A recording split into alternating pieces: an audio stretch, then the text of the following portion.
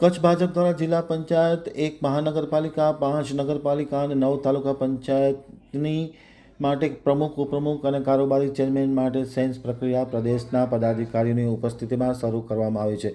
મોડી રાત સુધી આ સેન્સ પ્રક્રિયા ચાલે તેવી શક્યતાઓ બતાવવામાં આવી રહી છે. સ્થાનિક સ્વરાજ્ય સંસ્થાની ચૂંટણી પૂર્ણ થતાની બાદ કચ્છ ભાજપ દ્વારા જિલ્લા પંચાયત, 1 મહાનગરપાલિકા અને 5 નગરપાલિકા અને 9 તાલુકા પંચાયતની ચૂંટણીને લઈને આજે ભાજપ દ્વારા કોણ બનશે પ્રમુખ, ઉપપ્રમુખ, કારોબારી ચેરમેન માટે સેન્સ પ્રક્રિયા ભાજપ કાર્યાલય ખાતે સવારના 9:30 કલાકે શરૂ કરી દેવામાં આવી હતી. મોડી રાત સુધી આ પ્રક્રિયા ચાલશે. તમામ નગરપાલિકા, તાલુકા પંચાયત, જિલ્લા પંચાયત અને મહાનગરપાલિકાની સેન્સ ભુજમાં જ રાખવામાં આવી છે.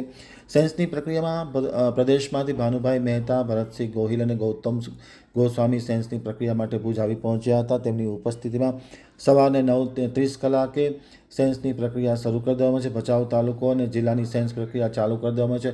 મહાનગરપાલિકાની મોડી રાત સુધી ચાલે તેવી શક્યતા છે, એમ દેવજીભાઈ વર્ચનસે પત્રકારો સાથેની વાતચીતમાં માહિતી આપતા જણાવ્યું હતું.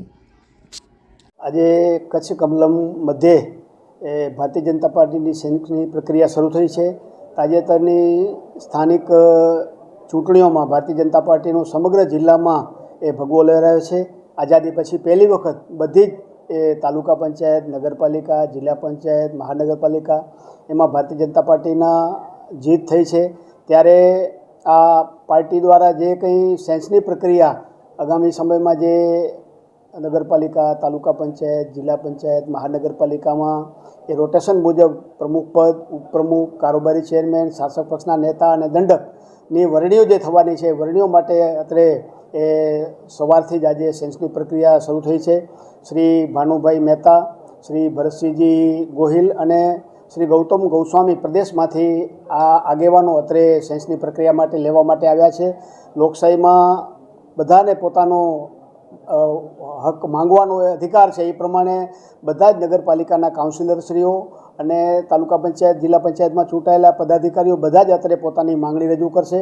જિલ્લાના હોદ્દેદારોને જે પ્રકારે પોતાની વાતચીત કરવી હશે એ વાતચીત પણ જિલ્લાના હોદ્દેદારો પણ અપેક્ષિત શ્રેણીના કાર્યકર્તાઓ અત્રે પોતાની રજૂઆત કરશે.